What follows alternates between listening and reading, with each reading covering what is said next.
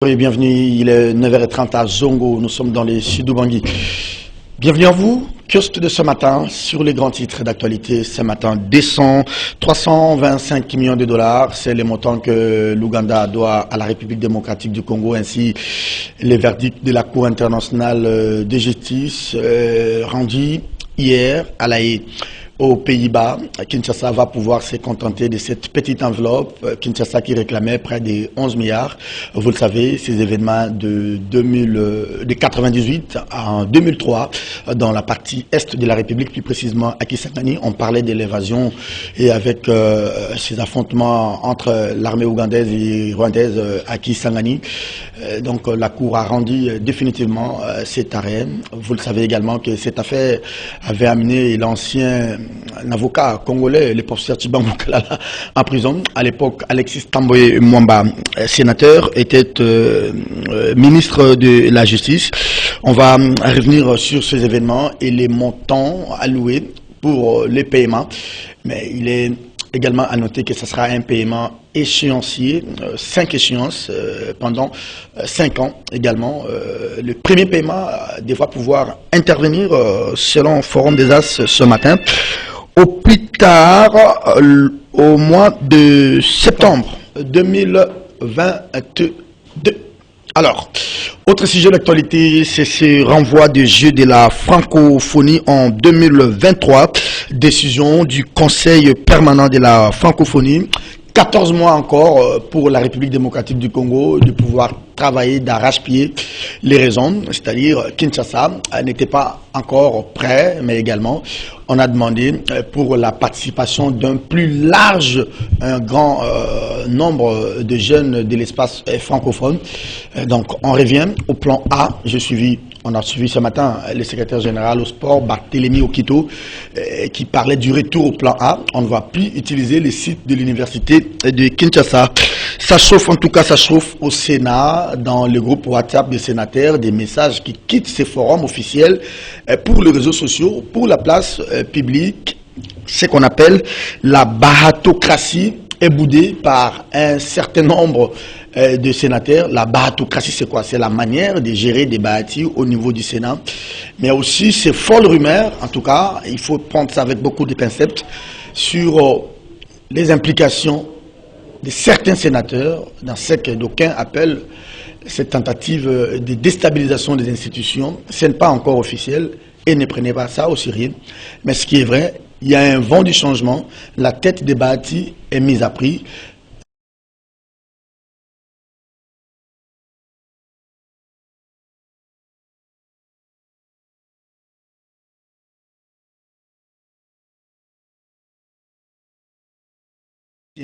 De sénateurs, que devient l'affaire François Béa Kassonga? On en parle avec Edmond Izouba. Il est de opinion-info.cd. Edmond, bonjour et bienvenue. Merci Serge de l'invitation. Comme d'habitude, j'en profite aussi pour souhaiter une heureuse journée à tous les fidèles téléspectateurs de cette émission. Merci beaucoup et à vous, à nos Edmond. confrères qui sont avec moi sur ces plateaux. Merci Edmond, merci à vous aussi d'être venu. Allez, les deuxièmes invités, on va prendre Mike Gardi Diana, avec qui nous devrions d'ailleurs tourner depuis hier. On a raté l'émission à cause des embouteillages, pas parce que moi je n'étais pas là, moi j'étais là.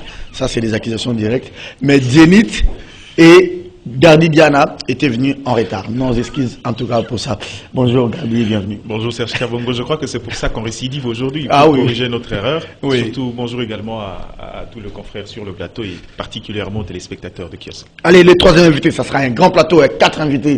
Le troisième invité, il s'appelle Eric Wemba, Eric Exclusif News. Bonjour. Exclusif rdc.com. Exclusif rdc.com. Oui. Bonjour et bienvenue. Bonjour. J'ai lu votre une ce matin, vous revenez sur les contrats.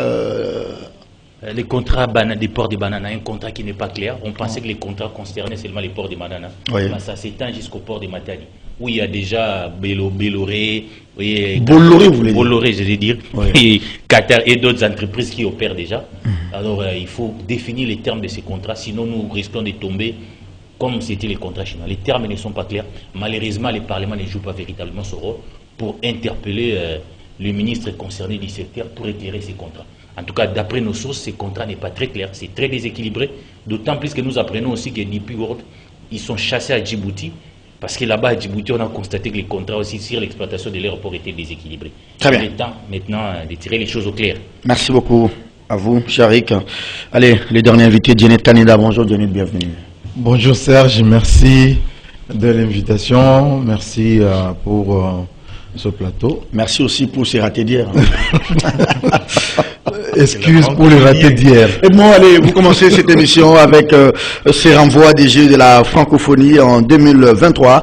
La République démocratique du Congo garde donc l'organisation, mais la date, elle reste à fixer, vu aussi l'agenda international de football, du sport. Hein. Absolument, mais je pense que c'est la volonté du Conseil permanent de la francophonie.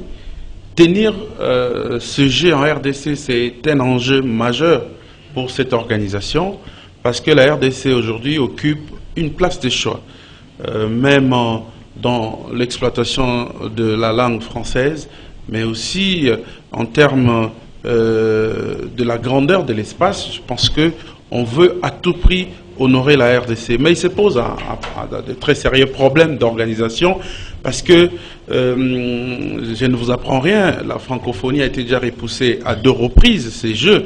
C'était d'abord en 2021 nous avons tous connu un système d'arrêt de manière internationale à cause de Covid. Et puis, placé en 2022, la RDC devrait donc s'apprêter. Mais est-il que les arguments avancés ont séduit le Conseil et Louise Mishikiwabo a estimé qu'on pouvait donc repousser ça parce qu'on tient à Kinshasa. Alors je parlais de certains couacs organisationnels sur le plan interne, aussi sur la construction des infrastructures qui en principe doivent abriter 9 disciplines sportives et puis vous avez 11 disciplines culturel. Alors, il faut des stades, il faut construire. Bon, l'État, avec le Premier ministre, avait voulu que les Jeux se déroulent sur le site universitaire. Ça, c'était le plan B. Ça, c'était le plan B. Mais on aurait voulu, parce qu'ils ont avancé quand même des arguments, que les travaux démarrent. Jusque-là, malheureusement, même dans le plan B, imaginons, réfléchissons que c'était encore le cas pour 2022, ça n'allait pas être tenu. Donc, on rentre encore avec le plan A. Pourtant, on sait que sur les sites désignés, il n'y a pas encore un début des travaux. Donc, premièrement, c'est un problème administratif qui concerne l'annulation de tous les marchés, parce que c'est des marchés qui n'ont pas été appréciés par les experts au cours de l'enquête au mois de décembre. Donc on doit refaire. Et deuxièmement, c'est le début des travaux. Donc nous avons encore plus ou moins 14 mois pour tout refaire et tout réorganiser.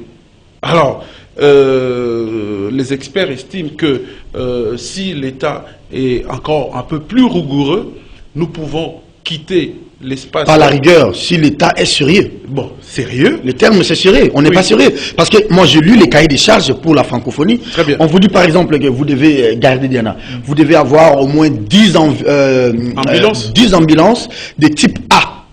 Vous connaissez ce que c'est ambulance de type A. C'est-à-dire des ambulances que nous voyons dans les cortèges du chef de l'État. Or, dans tous les Congos ici, il n'y en a qu'un seul que nous voyons chez le président de la République. Et une ambulance, pareil, ça coûte pas moins de 70 000 €. Vous voyez, c'est un élément que je vous donne dans les cahiers des charges. Mais vous devez avoir tout un village, vous devez avoir plus de 8 immeubles construits, vous devez avoir une salle de gymnase pour toutes les disciplines sportives. Oui, mais il y a aussi le problème des équipements. Il faut acheter les équipements et le faire valider auprès des différentes fédérations. Est-ce que c'est déjà fait? Les experts préfèrent même qu'on quitte les sites parce que les sites est un peu, présentent beaucoup de dangers, les sites de Tata Raphaël, pour aller vers la Fikine qui est un peu plus spacieux que le site de Tata Raphaël. Bon, en fait, quand je rentre sur les éléments évoqués par Serge Kabongo. Quand vous parlez de l'ambulance qui coûte pas moins de 70 000 $, sur un budget de 48 millions, imaginez qu'on peut le faire. Tout est question de coordination. Je crois qu'à mon humble avis, moi, ça me réjouit, ça me réconforte dans ma position parce que j'estimais que vouloir aller un peu à la va-vite avec l'organisation de Jeux de la francophonie, ça va de notre image. Il ne faudra pas oublier, au-delà du fair play, au-delà du sport, c'est un instrument. C'est l'image du pays c'est l'image du pays qui est vendue. Et si aujourd'hui le Conseil finit par adhérer à la proposition, à la demande de la RDC, qui ne répond pas seulement aux problèmes d'ordre logistique, mais aussi dans le souci de pouvoir ratisser un peu plus large avec la participation de certaines catégories et certains jeunes, moi je trouve aucun inconvénient. Maintenant, la question c'est, avons-nous réglé nos problèmes en interne? Ça, c'est la grande question que moi je me demande. Après cette série de tournois avec des gens qui ont causé du tort à l'organisation de ces jeux, maintenant je me demande, est-ce qu'on a sérieusement pris le cap pour pouvoir organiser ces jeux-là, rentrer dans le plan B, dans le plan A comme on le dit. Autre problème que moi je peux évoquer aujourd'hui, c'est que j'ai l'impression qu'on n'a pas compris le sens. Aujourd'hui, quand vous arrivez à Brazzaville, tout le monde connaît la cité omnisportive construite par Denis Sassou Nguesso. C'est justement un acquis aujourd'hui. Ça veut dire que si aujourd'hui le Congo-Brazzaville, parmi ses objectifs en termes de sport, en termes politiques de sport, prévoit de demander également une Coupe d'Afrique de Nations, c'est parce qu'avant, ils ont hérité, en organisant ces types de jeux, avec quelques infrastructures qui leur permettent aujourd'hui, on peut changer à n'importe quel moment, ces pays s'est dit être prêts à pouvoir l'organiser. Nous, on demande et on commence à construire. Or, nous, ici, en RDC, notre tendon d'Achille aussi, c'est que, étant l'une des grandes nations de sport en Afrique, aujourd'hui, la problématique, c'est qu'on ne peut même pas oser aller dans le sens de pouvoir demander une CAN parce que nous savons qu'en termes, sur le plan infrastructurel, on a encore beaucoup de défis à relever. Merci. Pourquoi ne pas capitaliser justement ces occasions? Tout ce que moi je demande, c'est être sérieux. Parce que si on continue à vivre les scènes qu'on a vécues, reporter une deuxième fois, c'est vrai, le Canada l'a rejeté pour des raisons de Covid-19. Nous, c'est vrai, on le prend. Maintenant, il y a des problèmes d'ordre organisationnel. Maintenant, question d'être sérieux pour que finalement, on puisse relever ces défis combien importants. Allez. Eric Wemba, un mot sur la francophonie? Tout simplement, aujourd'hui, ça montre clairement que les problèmes n'est pas. Il ne faut pas chercher les causes de notre mariage à l'extérieur de nous. C'est nous. Voilà, on nous donne une occasion d'organiser les Jeux de la francophonie. Mais la gestion même par les soi-disant, je ne sais pas entre parenthèses, aux représentants du chef de l'État. C'est justement la manière dont on a organisé les choses, les détournements, on ne sait pas l'argent où il est parti. Je ne comprends pas, nous avons une maladie à chaque fois qu'on nous donne une occasion. Les Congolais, quand ils vont, si moi j'étais parti pour la première fois. Mais la Côte d'Ivoire, on dit que la Côte d'Ivoire, excusez-moi de vous interrompre, on dit que c'est un petit pays, la Côte d'Ivoire a organisé ces jeux. Oui, donc c'est-à-dire il nous manque la grandeur dans tout ce qui arrive au Congo. On n'est pas ambitieux. J'ai de la francophonie. Quand on met quelqu'un là-bas, c'est des rétrocommissions. C'est de l'argent qu'on cherche, non, là-bas, des surfacturations. C'est tout ça les problèmes du Congo. Je crois que l'homme congolais pose un véritable problème. Et voilà, nous sommes devant un fait accomplir. Nous sommes pratiquement en sursis. Mais moi, je suis convaincu, je ne suis pas prophète des malheurs, je ne lis pas dans les boules de cristal. Oui. Nous ne serons pas prêts. Il faut simplement jeter l'éponge. Il ne faut pas dire ça avec son pays. Il faut simplement jeter l'éponge parce qu'il ne faut pas aussi humilier le Congo. Parce que quand vous parlez des ambulances, je crains qu'on nous amène, on amène aux gens des bis de Saint-Sét et leur dire que ah, Bibembe Bakunda, on a moi je crains tout ça parce qu'on va. Mais ce qui m'a choqué. L'organisation du jeu, tu parles de Bibembe. Non, mais parce qu'on quand on parle des ambulances, parce qu'il peut y avoir des accidents. Tu as parlé de grandeur. Mais laissez-moi, j'ai dit. Des grandeurs. Non, mais j'ai dit faire preuve de grandeur, vous n'avez pas des ambulances. Il y a un problème de Matadikiba là ici. Moi je ne souhaite pas, quand on met des ambulances, c'est qu'il peut y avoir des problèmes. Alors, il ne faut pas suer l'image du pays. Autant mieux jeter l'éponge. Une année après, nous ne serons pas prêts. Je suis là, j'ai pari, j'essaierai ici pour vous dire que nous ne sommes pas pris. L'État de jeter l'éponge, de penser à autre chose. Non, sauf qu'on doit faire une différence entre ambulance et ambulance. Quand on parle des ambulances médicalisées, cela ne veut pas dire que la RDC n'a pas des ambulances. La RDC a des ambulances, mais ce sont des ambulances des transports de malades et des accidentés. Cela ne veut pas dire comme nous, sauf que il faut avoir des ambulances adaptées. On dit ambulance type A, parce que médicalisé type A, de premiers soins. Oui, oui. Nous, on a des véhicules réconditionnés. Voilà. Vous avez une Jeep Genit Kanina. Est-ce que ça c'est... S'il y a des problèmes, moi je ne les souhaite pas. Ce sont des ambulances si aussi. Mais en fait, les ambulances médicalisées type A, ça veut dire quoi? Que quand un joueur un athlète tombe sur le champ, il est soigné là-bas, sur le champ. On peut même l'opérer dans un hôpital. On peut l'opérer sur le champ. Et si possibilité de reprendre le jeu. Oui, il reprend. Non, vous n'avez plus la parole. Les ambulances de transport de malades, on fait quitter un malade d'un endroit à un autre, d'un centre de santé à un hôpital. Comment vous parlez tous au même moment? Ça sera du Toiboui. Janet Lamida. Merci beaucoup Serge Kabongo. Première précision, parce que je l'ai entendu aussi ce matin sur Ralik dans un débat où on disait qu'il y a eu détournement des fonds liés à l'organisation des Jeux de la francophonie. Faux et archi-faux. Et je l'entends encore sur ces plateaux de la part de mes confrères, c'est pas possible. Il n'y a eu jamais détournement de ces fonds-là. Le ministre Nicolas Kazadi l'a dit devant la presse le 6 janvier. Ici à Kinshasa. Mais qu'est-ce qui s'est passé? Pourquoi les travaux n'avancent pas? Le financement n'a pas marché, pourquoi? Il y a eu déjà 26 millions d'euros logés dans un compte dédié à l'organisation des Jeux de la francophonie.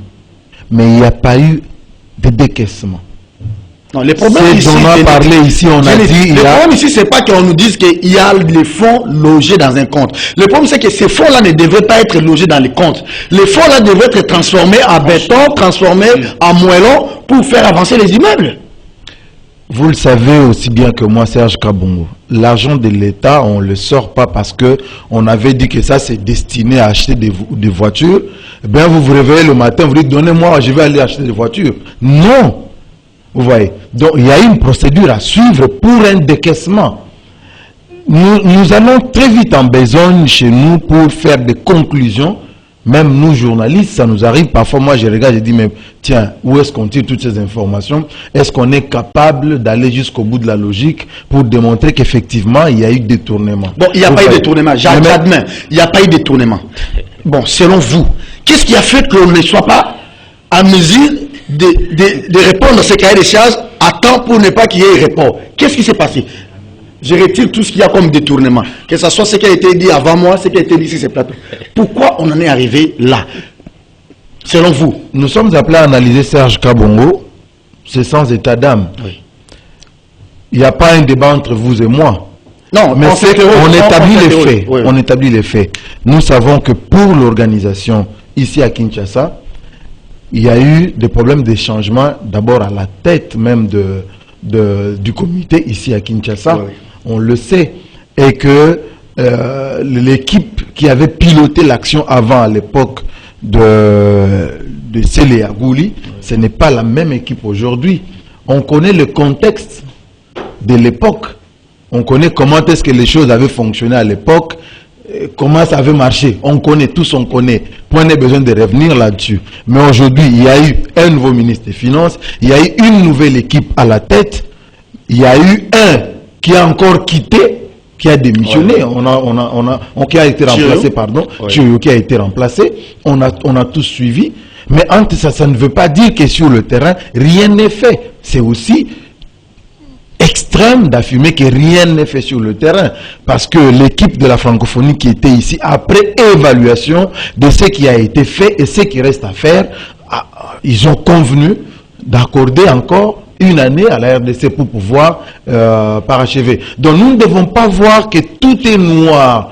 Le pays connaît des difficultés énormes sur le plan financier, on le sait. Aujourd'hui, il y a eu des efforts de maximisation de recettes. Ça, c'est un fait. Mais c'est notre pays, nous parlons de notre pays. Si, comme on l'a dit ici, de tout petits pays, comme la Côte d'Ivoire, ainsi de suite, ont organisé de grands événements, je ne vois pas pourquoi nous, on ne peut pas le faire.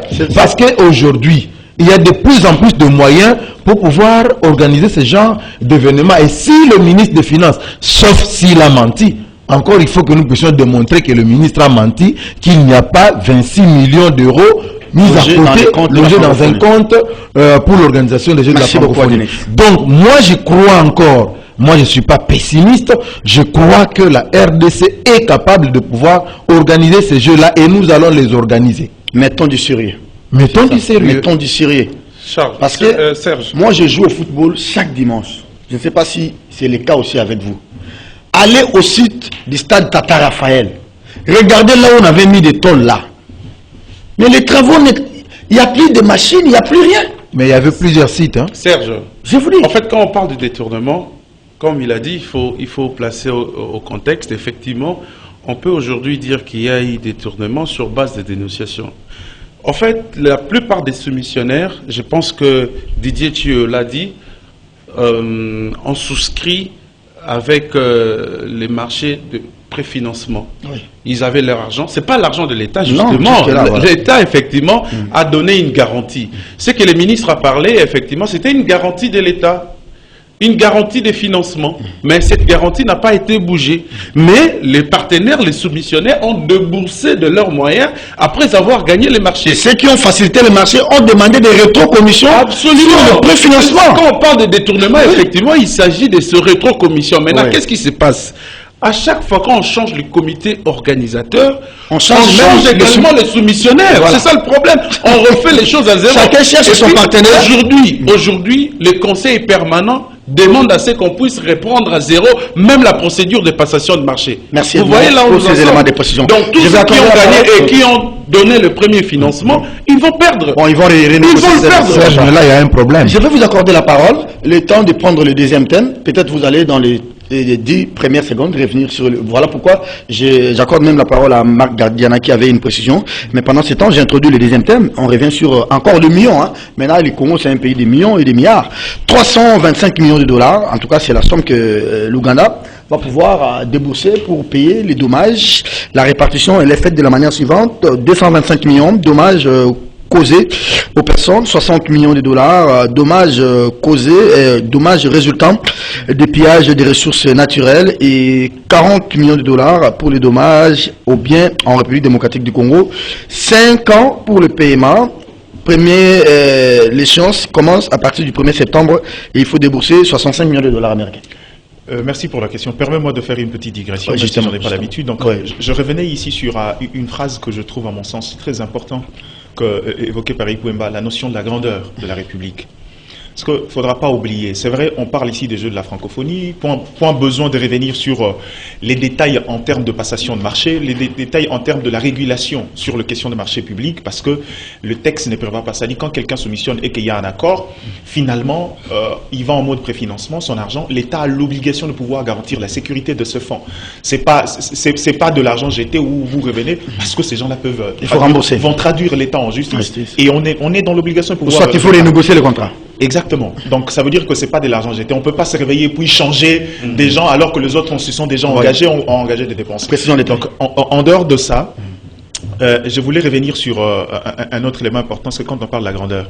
C'est vrai, on a parlé de l'image de la République démocratique du Congo. Ici, on a déjà organisé le sommet de la francophonie. Je sais que la nature, ce qu'il a dit est vrai, dans la nature de l'homme congolais, l'argent est un mal pour nous. Quand on a l'argent, les gens perdent la raison.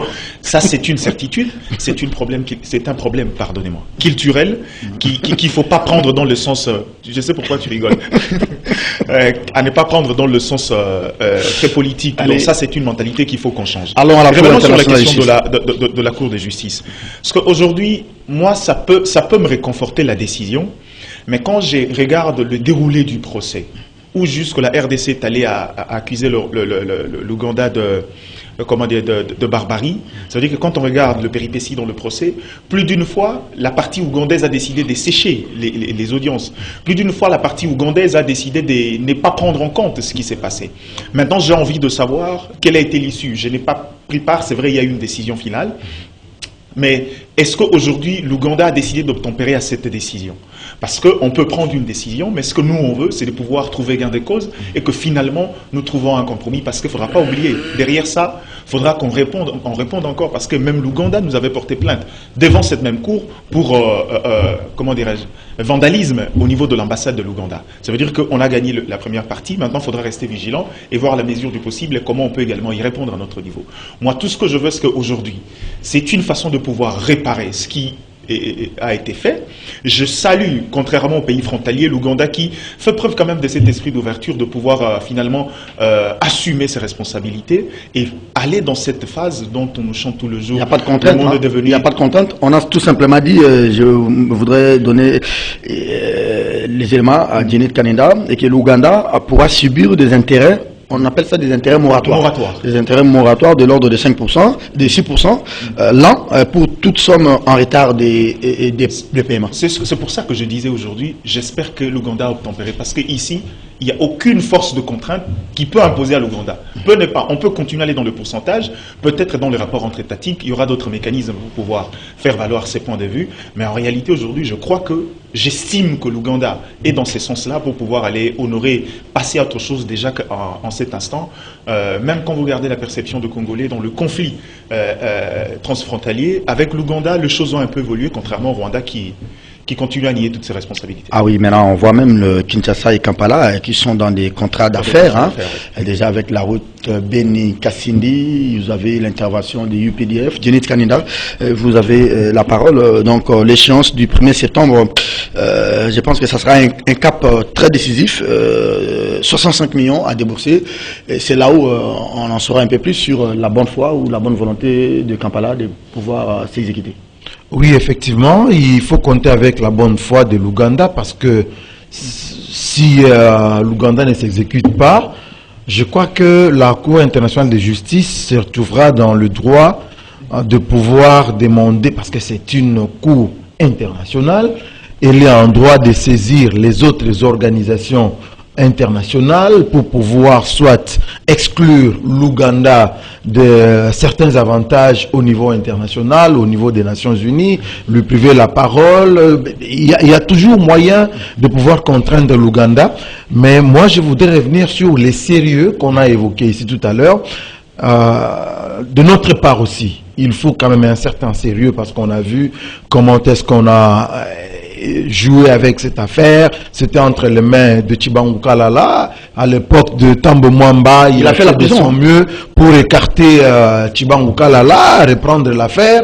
Aujourd'hui, je ne sais même pas si c'est toujours le cabinet Tambo Mwamba ou c'est un autre cabinet. C'est Maître Sylvain Loumou. Voilà, c'est Maître Sylvain Loumou, voilà, qui a repris l'affaire.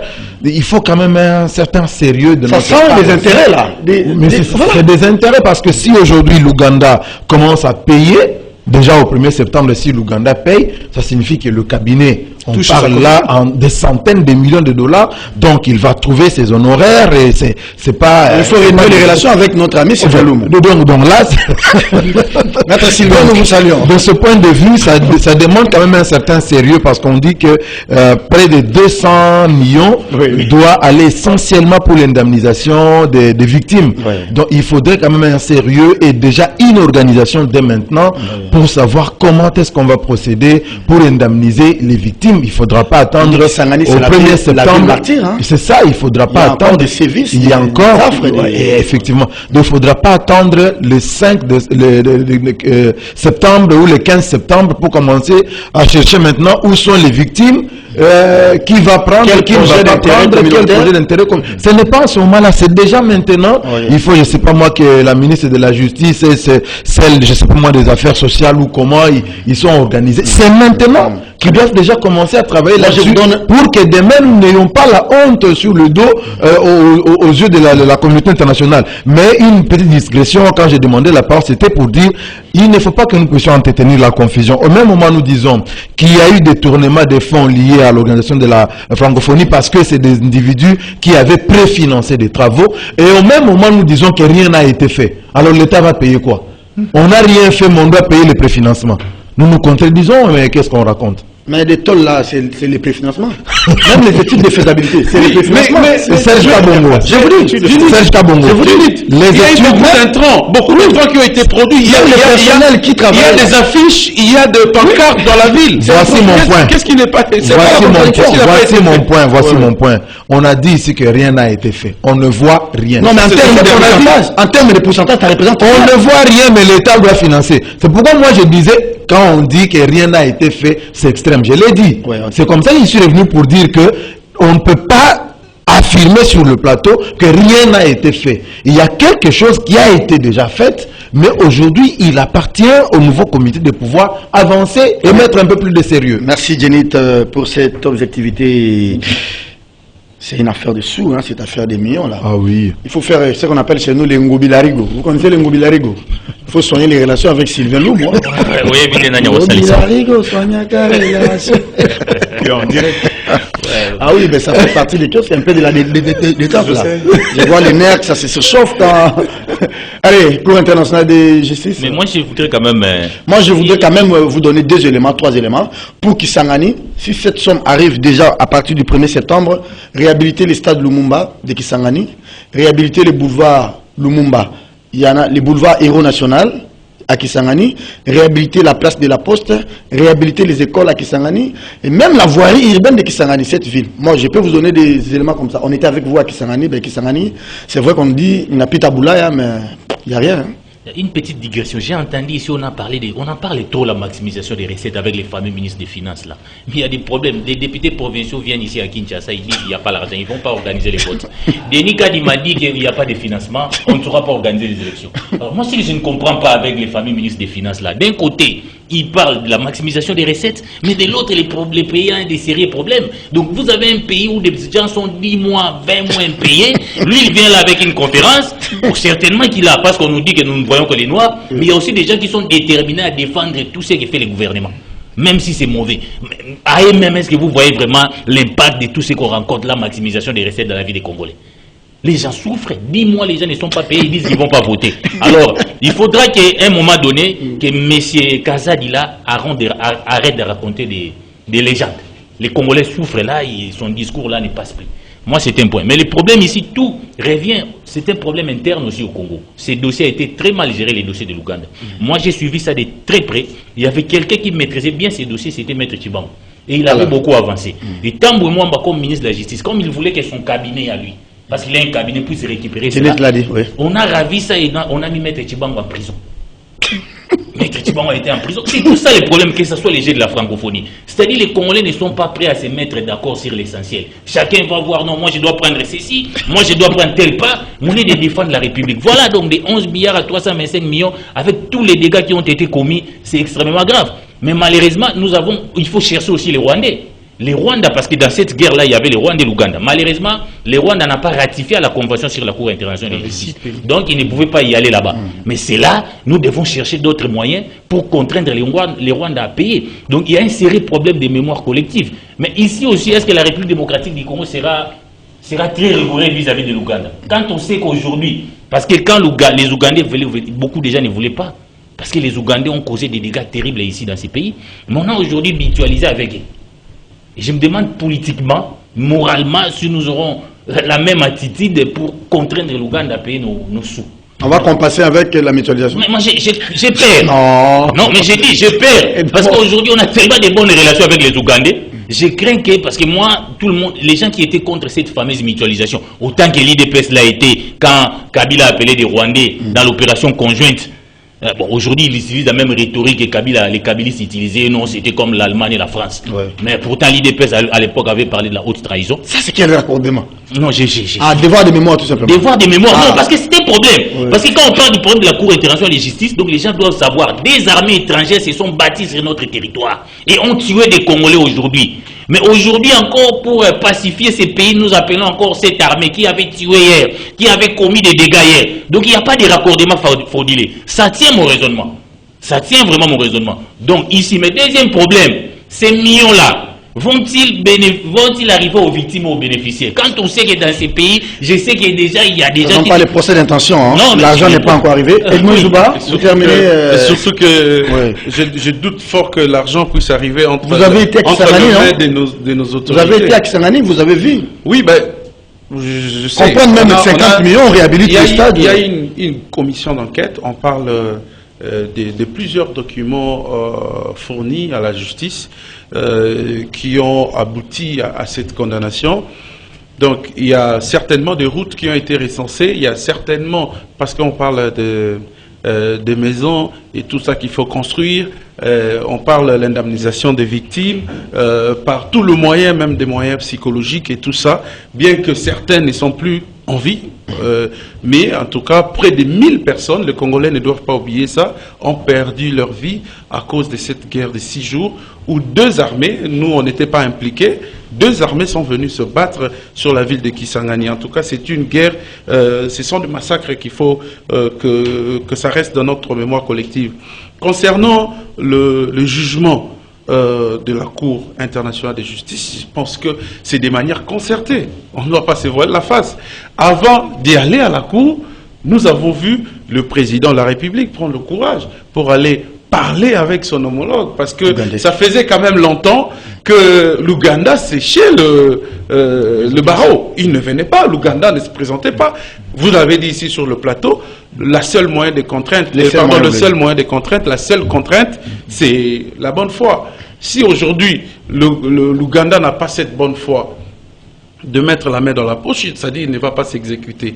Mais pour pousser l'Ouganda à comparaître, parce que les avocats de la République ougandaise étaient là, et pousser la Cour à agir, le verdict. Il y a eu cette négociation. Et aujourd'hui, ça se manifeste, bien que Eric tente de minimiser de ce côté-là, les gens qui vivent dans l'Est, avec l'espoir que semble donner actuellement nos FRDC, nous voyons qu'il y a eu beaucoup de progrès. C'est chaque jour qu'on nous parle que on arrête des éléments des ADF, mais pas le moindre. Les fournisseurs en armes, en munitions, et puis même les autorités locales qui ont été impliquées, les chefs de quartier. Ah oui. Donc nous avons aussi avancé en ces termes-là, non? Avec la mutualisation. Avec la mutualisation, il y a simplement sur le plan de l'armée, même sur le plan du renseignement. Absolument. Ouais. Sur le plan de renseignement aussi, mais il ne faut pas oublier qu'aujourd'hui, nous avons des contrats que nous devons non seulement pacifier l'Est, mais aussi rendre l'Est porteur de développement. Merci Edmond. De la RDC, aussi pour que ça soit bénéfique et pour la RDC, pour l'Ouganda. Vous savez, j'ai vu des belles images là, quand vous parliez, les réalisateurs ont pris un plan d'Éric Ouéma, comme si, avec les visages, simplement, Eric n'était pas d'accord avec ça. Non, mais il ne peut pas être d'accord, parce que c'est mon avis personnel. Parce que justement, quand il y a eu l'opération conjointe, entre le Rwanda et la RDC. C'est différent de la guerre. On nous a dit qu'on a neutralisé les FDLR. Comme on rencontre maintenant là, non, on a neutralisé les FDLR. Mais à la longue, quel résultat? Moi, je suis de ceux qui pensent que la solution au problème de l'Est ne venait pas du Rwanda et de l'Ouganda. Parce que notre insécurité leur profite. Très bien. Jamais une opération ne peut réussir. Allez, on va prendre le dernier thème de l'émission. Edmond Izoua, vous gardez le micro. Jenny doit pouvoir terminer cette émission. Quelle grâce pour Jenny aujourd'hui. Schisme au Sénat. Je ne sais pas si le terme est trop fort. Schisme, c'est peut-être excessif, hein, mais il y a quand même, je vais parler en termes de malaise, il y a un ça ne va pas au niveau de la chambre haute. Les élus des élus, quand vous lisez, vous réalisez leurs échanges dans leur forum WhatsApp, qu'eux-mêmes font fuiter en place avec publique, des captures d'écran. C'est des tirs à balles réelles. Non, ça barde.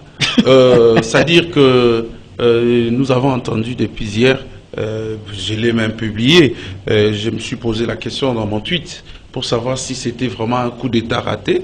J'avais mis un point d'interrogation, parce que ça bouillonnait là, les matins déjà. On dit des sénateurs cités, non, mais il y a des sénateurs qui n'étaient pas sortis de leur maison, parce que l'accusation était tellement grave qu'ils se disaient, mais moi, occasionné un coup d'État pour avoir été chez Kimbuta et tout ça. Bon, en fait, ce qui est là, c'est qu'il y a eu une réunion qui n'a pas arrangé les bureaux. Les bureaux que dirige actuellement M. Bahati Lukwebo, qui est le président du Sénat.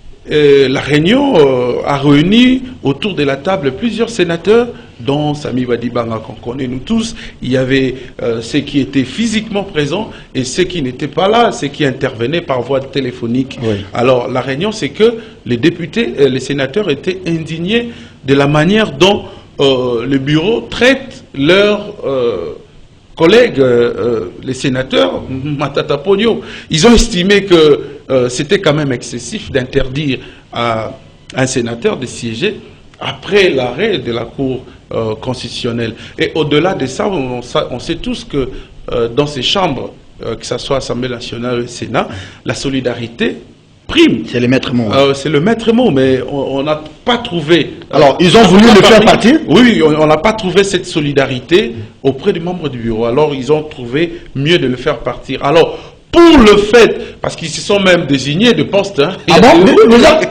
C'était comme une blague. Bah, tu sais conjugues désormais au passé. Non, mais dans leur tête, des sénateurs qui se réunissaient chez Kimbuta, donc Bahati devait quitter. Alors, ce qui est encore marrant, c'est quoi? C'est que Bahati va considérer ça comme une tentative de déstabilisation des institutions.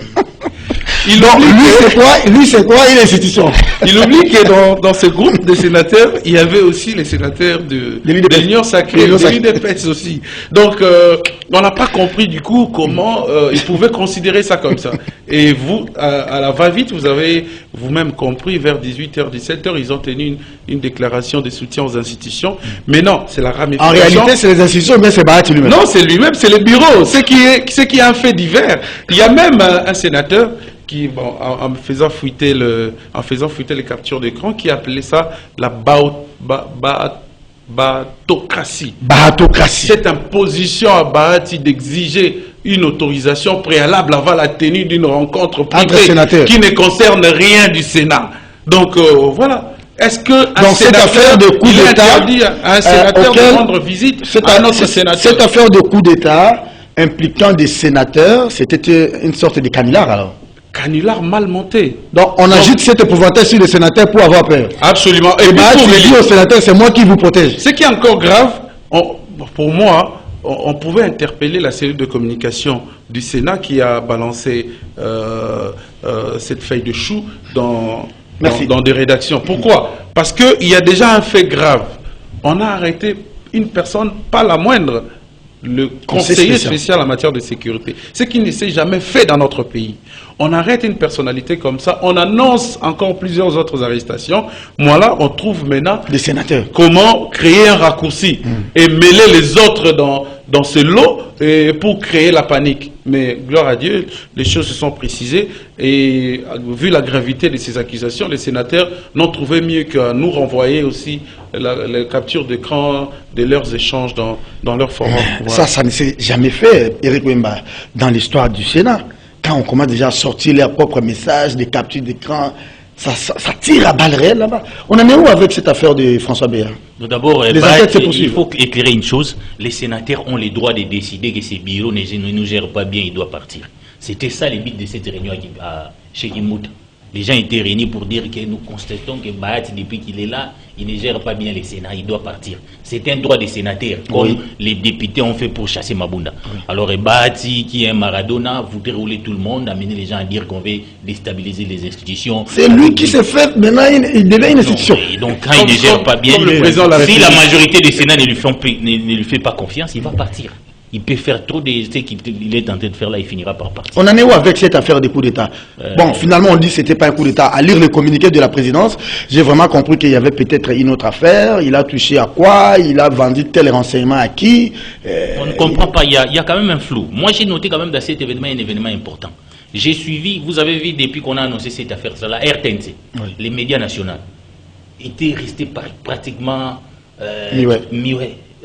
Sur cette affaire. Il fallait attendre que Kassomomo et Mayama arrivent. Il y a eu quand même des états généraux de la presse. Donc un média national ne peut je ne disais pas qu'il lâtre vraiment à l'intérieur, ne peut pas informer le public pour dire qu'il y a eu quand même un homme aussi important en termes d'intérêt de l'information comme François Béat qui a été arrêté. C'est dramatique, c'est ici que je rends hommage à Diman Diawembe et consorts qui ont voulu que les journalistes de la RTNT jouent véritablement les rôles. On ne doit pas réduire des journalistes comme il y a une sorte d'autocensure qui ne dit pas. Non, ce sont des fonctionnaires de l'État. Ils ont les statuts de agents publics. Moi, j'ai pensé vraiment que quand on est allé dans les États généraux, ça va changer. Nous vivons vraiment l'époque de Mopap. On en est où avec François Béat? Bon, je ne sais pas. Vous savez, ça c'est une affaire d'État. Même si par ailleurs la communication de Kassomomo m'a renforcé la psychose. Quand il parle des indices sérieux, c'est une affaire d'État. En principe, comme démocrate, comme républicain, on ne peut pas commenter. Quand on dit que ça touche à la sécurité de l'État, ça touche à notre vie. Il n'y a qu'aujourd'hui les services de renseignement qui peuvent aujourd'hui nous donner des éléments. C'est une affaire d'État, il faudra se taire. Mais il y a des éléments quand même qui nous ont mis mal à l'aise. Les méthodes qu'on utilise. Vous avez vu les procès Caméré, ou déjà avant même les procès, on l'a condamné avant. Mouyibi. Vous voyez même comment on gère, même si on dit... Les photos de François Béat. On nomme déjà un intérimaire comme on avait nommé... L'IDPS au pouvoir, j'ai comme l'impression, même si vous suivez dans les commentaires, vous avez vu comment ça a été les procès Caméré. On oublie même la petite notion de la présomption de l'innocence. Béat est interpellé. Il est peut-être au cachot, mais il n'est pas encore condamné pour dire réellement que c'était lui le coupable, il voulait renverser les chefs de l'État. Mais ici, on est en train de faire ce que moi j'appelle des investigations au niveau de l'ANER. En principe, ça n'appelle pas à des commentaires de notre part. Nous attendons qu'il nous Non, donne... c'est pas la justice. Ça, on est dans les investigations. C'est pas une affaire qui est déjà devant la Non, justice. c'est une affaire d'État qui touche à la sécurité de l'État. En suivre, à en croire à Kasongo, Mwema, Yamayama. Donc, il faudra beaucoup d'y sérieux entendre. Mais c'est là, on ne doit pas transformer ça maintenant à une sorte de règlement des comptes où c'est tout le monde qui est suspect. Parce que si réellement des indices sérieux des coups d'État, bon, on n'a pas parlé des coups d'État, on a parlé de la sûreté et de la sécurité. Je pense que si c'est lui seul, ça sera peut-être, il a vendu des informations. Est-ce que c'est quel tableau? Il doit être sacrifié parce que Kinshasa avait s'attirer la bonne grâce de l'Occident. Bon, on dit, bon, c'était lui qui, entre guillemets, je ne prends pas ça au sérieux, vous non plus, collaborait avec les ADF, avec les terroristes, mais c'est lui l'élément monté et il faut l'extirper. Mobutu l'a fait, hein? Mobutu l'a fait avec ses opposants. Il dit, bon, comment revenir dans les bonnes grâces des Américains? Allez, je prends tel, je prends Kimba, je prends ceci, on va les ligoter et puis après... Je ne crois même pas à ce que j'ai dit, ce sont des éléments... Ce sont des éléments. Je comprends Serge Kabongo. On est en politique, j'ai l'habitude de dire, dans les différentes lexiques politiques, le mot jamais. Il ne faut jamais sous-estimer les hypothèses. Quand on parle de question de la sûreté de l'État, je crois que moi, dans mon éthique, il m'est interdit de pouvoir aller dans les réflexions rapides et directes. Seulement, revenons parce que le sujet, c'est au niveau du Sénat. Je crois que le raccordement qu'on est en train de faire, ou les gens ont tenté de faire, entre cette affaire qui touche à la sûreté de l'État et impliquer certains sénateurs, tient lieu d'une culture chez nous. On veut même banaliser même cette question. Serge, c'est quoi le problème? Le problème, c'est qu'on se rend compte qu'aujourd'hui, les différents pylônes du pouvoir sont ébranlés. Ah oui. Tout le monde, les différentes forces tournent autour du chef de l'État. Et aujourd'hui, on a l'impression qu'il n'y a plus de répondant direct à part lui-même. Et que certains, saisissant l'occasion dans ces désordres pour pouvoir nourrir certaines ambitions, d'autres peaufinent de stratégie pour aller récupérer des postes au niveau du Sénat. Ceux qui ont le poste décident également de pouvoir protéger leur position. Dans ces guéguerres qui, à mon humble avis, est des natures politiques, évitons de le mêler avec les questions de la sûreté de l'État. Voilà. Quand on parle de François Béat, c'est en fait, je dirais, le numéro 1 de la sécurité du chef de l'État et le garant de la sûreté de l'État. Il ne faudra pas qu'on fasse raccordement frauduleux. Il ne faudra pas qu'on mélange les choses. Mais on a besoin de ça pour faire peur aux sénateurs. Non, mais c'est ce que je dis. On utilise maintenant une affaire d'État pour se protéger et pour protéger son fauteuil au Sénat. C'est comme je dis. Le problème ici, c'est que quel est le filon officiel qui établit ces liens-là? Vous vous rendez compte que ce sont des petites... Parce qu'aujourd'hui, il faut le reconnaître. Le pouvoir, aujourd'hui, est réparti, est éclaté en plusieurs centres, zones de pouvoir. Il y en a tellement plusieurs que chacun saisit l'occasion. Ce sont des politiques de fait là qui saisissent l'occasion pour pouvoir trouver, s'ils peuvent, dans les jeux d'influence, essayer de grappiller quelques postes. Ça, c'est une dynamique politique qui répond à la question. Ça risque d'ébranler l'État. Si on ne gère pas ça, ce sont des antivaleurs. Maintenant, la question, c'est que, moi, posons-nous la question rhétorique. Qui doit gérer ça maintenant? C'est là où je me rends compte que finalement, dans le pouvoir, il faut toujours qu'il y ait des interfaces, des gens capables de maintenir. Quand on va surtout dans le politique de coalition, il est nécessaire et impérieux d'avoir des interfaces de gens capables de gérer les ambitions des pouvoirs, éviter justement ces genres d'éclatement de pouvoir. Or, finalement aujourd'hui, sincèrement je crois, j'ai dit aujourd'hui à part le chef de l'État, je ne vois pas politiquement quelqu'un qui peut servir d'interface et pouvoir recadrer les différentes forces dans cette marmaille ou dans cette coalition qui devient assez costaud. Je n'aimerais pas être à la place du président Félix Tshisekedi, qui voit les services de son pays dire qu'il y a des indices sérieux sur son chef de sécurité. C'est lui qui manipule la masse d'informations intérieures et extérieures. Et en même temps, il apprend qu'il y a des sénateurs qui sont cités dans tel dossier. Je n'aimerais pas être le chef de l'État aujourd'hui. Il est dans quel état d'esprit? En même temps, il doit faire face au fonds social. On a terminé. Non, effectivement, aujourd'hui, il faut compter avec une lucidité de la part du président de la République, parce que même s'il faut laisser les institutions habilitées mener des enquêtes comme c'est en train de le faire maintenant au sujet du conseiller spécial François Béat, mais il faudra que le président, à un certain moment lui-même aussi, sache ce qu'il veut. Parce que dans un moment pareil, comme vous avez si bien dit ici, il peut y avoir des règlements de comptes, des personnes qui peuvent placer sur des listes noires des personnes qui ne devaient pas y figurer. Mais il appartient au président de la République de pouvoir bien examiner la situation. Mais aussi, moi je me dis par rapport à ce qui se passe au Sénat, à qui profite aujourd'hui le changement à la tête du Sénat? Est-ce que ça profite au peuple congolais? Déjà, nous savons que c'est une institution budgétivore qui ne travaille pas assez pour l'ensemble du peuple congolais aujourd'hui. Donc, encourager, qu'on puisse défenestrer le bureau Modeste Bahati, c'est pour encore prendre du temps, qui va remplacer qui et tout, des frais encore, de corruption et ainsi de suite. Ça ne profite pas aux Congolais aujourd'hui. On n'a pas besoin de ce théâtre-là. On ne doit pas lier ça à ce qui s'est passé avec le Conseil spécial. S'il vous plaît, l'affaire Conseil spécial, c'est une affaire délicate. Il ne faut pas mélanger les choses. Laisser l'ANR et les autres services d'intelligence mener les enquêtes et donner aux Congolais des résultats attendus pour que notre président soit mieux sécurisé, parce que c'est les Congolais qui coûtent le plus cher aujourd'hui. Pour avoir un président, c'est des milliards de dollars qu'on met en jeu. Donc nous devons le protéger. Merci à Janet Kanida pour ces mots. Merci à Edmond Izouba. J'allais dire d'où Jésus Beledou. Il sera là peut-être demain. Eric Wemba, merci. Merci beaucoup. Allez, bon vent à votre site. Merci aussi à Mike Gardidiana, à toute l'équipe technique. Karine et Mouron Djambé étaient derrière les caméras. Coordination de Romain Makonda. On se dit au revoir. 9h30 demain avec les